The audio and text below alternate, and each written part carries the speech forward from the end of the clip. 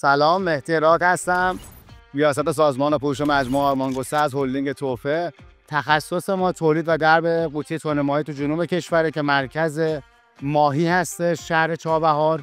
و اینکه مزیت رقابتیمون هم اینه که ما تو اون منطقه نسبت به سایر رقبا هزینه حملی از مشتریان دریافت نمی‌کنیم و تمام کارخونه‌های تن ماهی که تو اون منطقه متمرکز هستن توی اون چابهار تامین میشن، هم دربشون هم قوطیشون و سبد محصولاتشون که کنسرو تن ماهی باشه کامل میشه. و همچنین توی شرکت توفه هم که بحث آدسورس، ظرفیت خالی برای مشتریانی که میخوان برند دارن و میخوان تن ماهی تولید بکنن، میتونیم از 0 تا 100 چرخه تولید که شامل درب، قوطی و خرید ماهی و تولید محصول کنسرو تن ماهی 180 گرمی، 120 گرمی، 150 گرمی و 230 گرمی قابلمه‌ای که برای محصولات خورشت هم میشه تامین کنیم.